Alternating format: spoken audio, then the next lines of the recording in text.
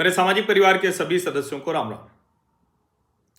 मैंने एक बात कही थी कि क्या 2026 में बंगाल क्रांति होने जा रही है। मुझे लगता है कि बंगाल अब उस राह पर बढ़ चला है। हालांकि मैं फिर कह रहा हूं, इतना आसान नहीं है और उसका आज प्रत्यक्ष प्रमाण भी दिख गया। किसी जगह पर कोई सरकारी एजेंसी, सेंट्रल एजेंसी, कितने भी आरोप आप लगा लीजिए कि वो तो अमित शाह ने सुबह उठ के फोन कर दिया होगा कि जाओ आईपैक वालों को उठा लाओ, कितना भी आप कह दीजिए कि नहीं नहीं ये तो एकदम पॉलिटिकल पर्सनल वेंडेटा है, लेकिन शायद ही कभी ये होगा कि मुख्यमंत्री अपने कार्यालय से तमतमाते दंदनाते हुए निकले और डीजीपी को कहे कि तुम भी जरा मेरे साथ चलो, पहुंचो वहां, और वहां पहुंचकर वो फाइलें उठाने लगे। अब इसका मतलब क्या हुआ? इसका सीधा सा मतलब यह हुआ कि बंगाल में जैसी दरार ममता बनर्जी ने कम्युनिस्ट शासकों के खिलाफ डाली थी, वैसी दरार उनको खुद दिखने लगी। अब आपको ध्यान ही में होगा, तृणमूल कांग्रेस से जुड़ा हुआ वो नेता एक था ना, क्या नाम था उसका, युवक कांग्रेस का नेता था, कहते थे कि अभिषेक बनर्जी से बड़ा उसका नजदीकी रिश्ता है, संपर्क है, विनय मिश्रा। वो पूरा परिवार, वो ईस्टर्न कोल फील्ड, उसमें वो शामिल था, कोयले की दलाली घोटाला उसमें शामिल था। वो भाग गया, वो कहीं कौन सा वनताऊ कौन सा द्वीप है, वहां जाके रह रहा है, भगुड़ा है, सीबीआई उसको खोज रही। कोयले की जो दलाली है, कोयले का जो घोटाला है, ये झारखंड से लेकर बंगाल तक जो, उसमें बहुत नाम आए थे। अब ये मैं आपको क्यों कह रहा हूं? ये मैं इसलिए कह रहा हूं जिससे लोगों को संदर्भ याद रहे। नहीं तो लोगों को ये लगता है कि अचानक सीबीआई को क्या हुआ, क्यों सीबीआई उठ पड़ी भाई, क्या ऐसा आ गया कि सीबीआई ने छापा मार दिया। अब सीबीआई, ईडी, ये सब अलग अलग समय पे क्या करती हैं उसकी जानकारी होनी चाहिए। तो ईडी ने छापा क्यों मारा? अब जाहिर है ये सवाल तो पूछा जाएगा। अब ईडी ने वैसे तो एक बाकायदा जो चिट्ठी लिखी है, चिट्ठी नहीं प्रेस रिलीज कहेंगे, चिट्ठी तो वैसे हो जाता है, उन्होंने इसकी जानकारी दी। उन्होंने कहा है कि सीबीआई कोलकाता की एफआईआर नंबर फलाना फलाना फलाना डेटेड 27/11/2020 अगेंस्ट श्री अनूप माझी and others for which ED had recorded ECIR wide फलाना फलाना 26/11/2020. During investigation, it was revealed that the coal smuggling syndicate led by Anup Maji used to steal and illegally excavate coal from ECL leasehold areas of West Bengal. Therefore, this coal was sold at various factories, plants located in Bankura, Bardhaman, Purulia, and other districts in West Bengal. अब वो कह रहे हैं इसकी वजह से हुई। और आगे क्या वो बता रहे हैं? आगे वो बता रहे हैं कि इस जांच में क्या पता चला है। जांच में पता चला, ये मैं आपको जरा पढ़ के बताता हूं, ये आपके सामने दिख ही रहा है कि जांच में पता चला है कि ये जो कोयला है, शाकुंबरी ग्रुप ऑफ कंपनीज, उनको बेचा गया और हवाला ऑपरेटर्स इसमें शामिल हैं।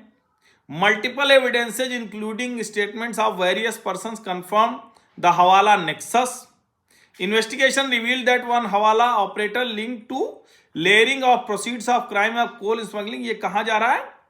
Tens of crores of rupees to Indian Pack Consulting Private Limited. अब ये मैंने आपको क्यों बताया? जिससे आपको समझ में आए कि ममता जी क्यों भागती गई और ये आईपैक इसमें कहां से शामिल हो गया। आईपैक वो कंपनी है जो एक समय में कहते हैं कि प्रशांत किशोर की थी, मोदी जी के साथ भी जुड़ी हुई थी। कोई कहता है कि मोदी जी के साथ वो जुड़े हुए थे लेकिन उस तरह से नहीं जुड़ी थी। फिर कई राज्यों में चुनाव लड़ाती थी, अब ममता जी को चुनाव लड़ाती। अभिषेक बनर्जी और इसके जो कंपनी के लोग हैं उनके साथ इनके बड़े अच्छे संबंध। अब ये कह रहे हैं, ये जो ईडी कह रही है कि भैया हवाला है, कोयले का घोटाला है, दसियों करोड़ रुपए की चीजें हैं, ये जो आदमी है ये कोल स्मगलिंग से भी जुड़ा हुआ है, हवाला ऑपरेटर, हैंडलर, उन सब की बात है। और इसी वजह से पीएमएलए के तहत सर्च जो हुई 8 जनवरी 2026 को, आईपैक जो है वो भी हवाला से जुड़ी हुई है। 6 जगहों पर पश्चिम बंगाल में, 4 जगहों पर दिल्ली में ये छापे मारे गए हैं। During the search, Deputy Commissioner of Police, South Kolkata, and officer in charge of Sarni Police Station came to one of the premises along with one personnel to verify the identity of the official. The Commissioner of Police Kolkata also entered the premises shortly thereafter along with several officers of Kolkata. यानी DGP भी, commissioner भी पहुंच गए। They were briefed about the proceedings by authorities. बताया गया proceedings were being conducted in a peaceful manner and professional manner till the arrival of West Bengal Chief Minister.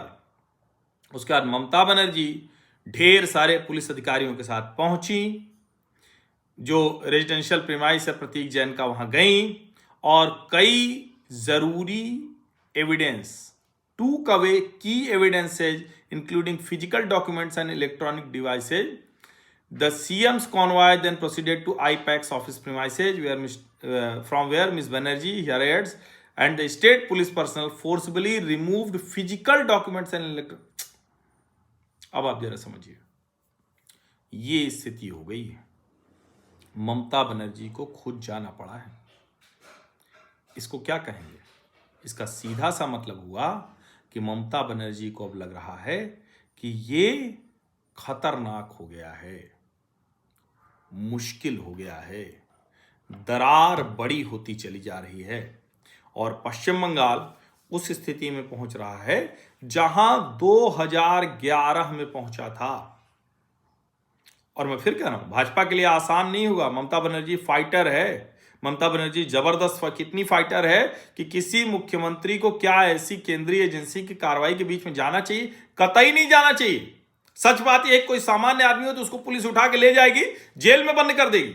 ED अब तक टांग ले गई होती, स्थानीय थाने में FIR हो गई होती, जमानत मिलने में मुश्किल होती। लेकिन वो मुख्यमंत्री हैं, पुलिस लेके पहुंचती हैं, कागज ले लेती हैं, फोन उठा लेती हैं, या जो भी रहा हो इलेक्ट्रॉनिक में जो भी आता हो वो सब उठा लेती हैं।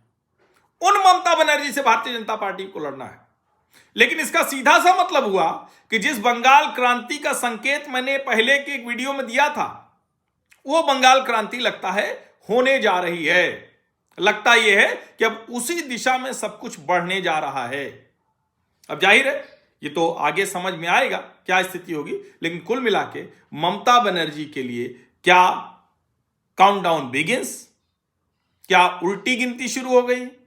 इस सवाल का जवाब, इस प्रश्न का उत्तर 2026 के विधानसभा चुनाव देंगे। और जरा सोचिए ना, SIR अपने हिसाब से करा लिया सब, बांग्लादेशी घुसपैठियों का कुछ रिकॉर्ड मिलने का डर है, हवाला का रिकॉर्ड मिलने का डर है, कोयले के स्कैम में किसी के जुड़ने का डर है। क्या डर है भाई? क्योंकि रणनीति और प्रत्याशी के नाम के लिए तो होगा नहीं। और अगर IPAC पर छापा है तो पार्टी पर छापा कैसे हो गया? मान लीजिए हम किसी को कॉन्ट्रैक्ट दें कुछ काम करने के लिए, उसके यहां छापा पड़ जाए तो हम कहें हमारे ऊपर पॉलिटिकल वेंडेटा है। सोचिए जरा आप इसे।